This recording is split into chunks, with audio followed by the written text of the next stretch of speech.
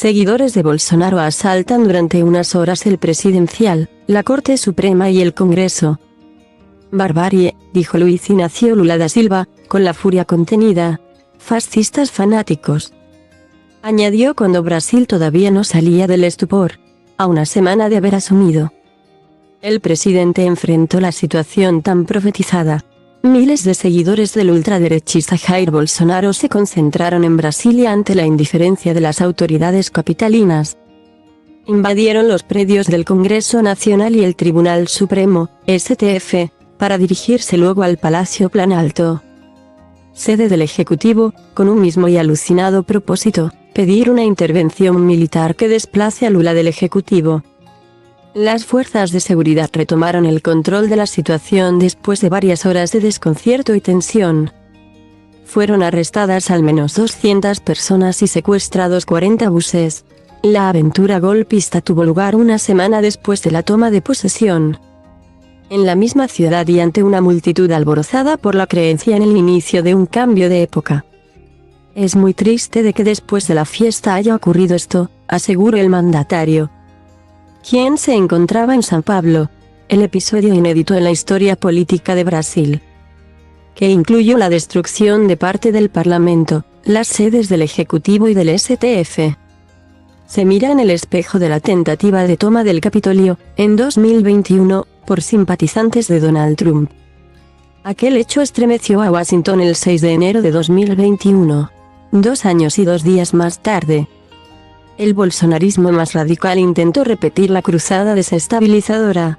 La izquierda ha tenido muertos, desaparecidos y torturados, pero nunca tuvimos en este país noticia de que ningún movimiento, de ese signo político, invadiera el Congreso.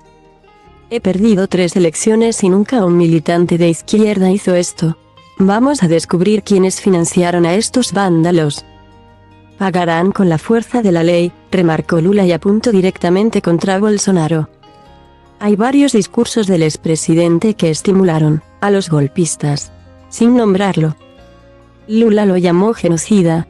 El presidente del Tribunal Supremo Electoral, Alexandre de Moraes, razonó en la misma dirección. Los despreciables atentados terroristas contra la democracia y las instituciones republicanas tendrán que rendir cuentas, al igual que los financiadores, instigadores, agentes públicos anteriores y actuales que continúen en la realización ilícita de actos antidemocráticos. El Poder Judicial no le fallará a Brasil. Os despreciéis ataques terroristas a democracia y as instituciones republicanas serán responsabilizados. Así como os financiadores, instigadores, anteriores y actuales agentes públicos que continúan na ilícita conduta dos actos antidemocráticos.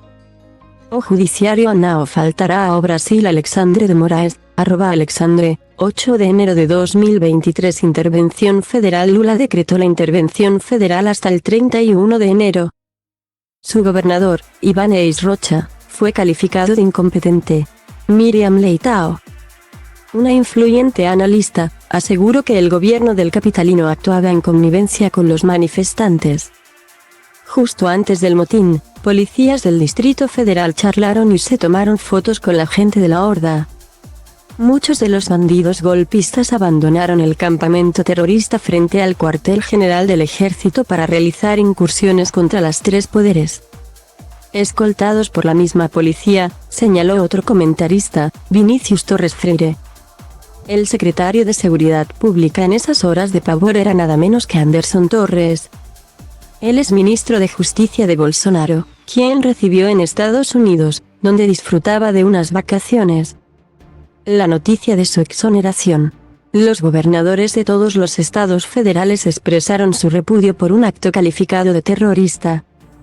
Cobardemente disfrutando de sus vacaciones en Florida, Bolsonaro siempre podrá decir que no tuvo nada que ver con el ímpetu de sus seguidores.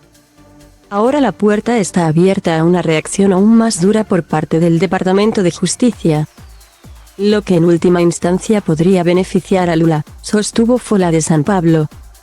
Aproveitaramos silencio do domingo, quando ainda estamos montando o governo, para facer o que fixeram.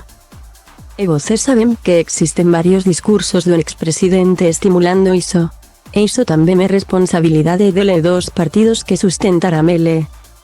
Lula, @Lula oficial, 8 de enero de 2023. Bolsonaro se desmarca eso es lo que hizo el exmandatario, desmarcarse de los acontecimientos que estremecieron al país y al mundo. Las manifestaciones pacíficas forman parte de la democracia. Sin embargo, depredaciones e invasiones de edificios públicos como las ocurridas hoy, así como las practicadas por la izquierda en 2013 y 2017, escapan a la norma. Ha dicho a través de Twitter: a lo largo de mi mandato, siempre he estado dentro de las 4 líneas de la Constitución, respetando y defendiendo las leyes, la democracia, la transparencia y nuestra sagrada libertad. A su vez, criticó a Lula por señalarlo como el responsable de la intentona. Bolsonaro habló de acusaciones sin pruebas. Distintos representantes de la derecha ya habían tomado distancia de los bolsonaristas radicales. No máis, repudio as acusações, sen probas, a mim atribuídas por parte do actual chefe do Executivo do Brasil. Jair M. Bolsonaro 22, @Jair Bolsonaro, 9 de enero de 2023. Profecía autocumplida. El expresidente del STF, Marco Aurelio Mello, dijo que la invasión golpista a las sedes de los 3 poderes es un episodio mucho peor que el del Capitolio. Esto ha consternado. ¿Dónde estaba el Estado que no previó esto? Desde el triunfo de Lula en la segunda vuelta electoral del 30 de octubre. Con el 59% de los votos válidos frente al 49,1% de Bolsonaro, el bolsonarismo no dejó de impugnar el resultado que ha permitido la vuelta al gobierno del Partido de los Trabajadores, PT. Durante días, se bloquearon carreteras y se instigó a los uniformados a evitar el inicio de la tercera presidencia del ex sindicalista. La avanzada ultra terminó convirtiéndose en una profecía autocumplida. Para el diario carioca O Globo, el motín en la capital es la crónica de una crisis anunciada. Días antes de la toma de posesión de Lula fue desarticulado un atentado terrorista en Brasilia. Los bolsonaristas se mantuvieron imperturbables en sus acciones frente al cuartel general del ejército en la capital brasileña. El gobierno entrante se dividió entre recurrir a la vía represiva de grupos que buscaban alterar el orden democrático y la creencia de que ese movimiento desestabilizador se diluiría con el correr de los días. Ese último escenario no se ha correspondido con la realidad. El sábado, el ministro de Justicia, Flavio Dino, más proclive a resolver enérgicamente el problema surgido en el espacio público, había prometido terminar con las agitaciones antes del 6 de enero. Dino había autorizado la actuación de la Fuerza Nacional de Seguridad. La decisión fue tardía, antes de que ese grupo de élite tomara cartas en el asunto.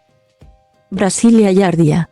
Los simpatizantes del excapitán retirado convirtieron finalmente en acciones sus palabras incendiarias. Los edificios que simbolizan el equilibrio institucional de Brasil quedaron en sus manos. La policía militar intentó frenar la embestida de los bolsonaristas con gases lacrimógenos. Los extremistas atacaron vehículos de las fuerzas de seguridad, lanzaron fuegos artificiales, barras de hierro y otros objetos contra los uniformados.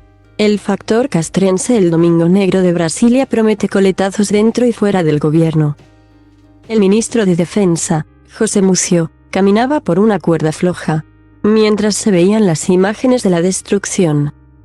Los medios no dejaron de recordar que, al asumir, había calificado de manifestaciones democráticas las concentraciones golpistas frente a los cuarteles. Buena parte de los brasileños esperaban una respuesta contundente de las Fuerzas Armadas. El ejército en particular había tolerado las reuniones desestabilizadoras frente a los cuarteles. No faltaron voces en la sociedad civil que reclamaron que las investigaciones no solo alcancen a empresarios de ultraderecha y policías sino también a uniformados que podrían estar relacionados con el incidente político e institucional más grave en Brasil desde que, a mediados de los 80 del siglo pasado, se recuperó la democracia.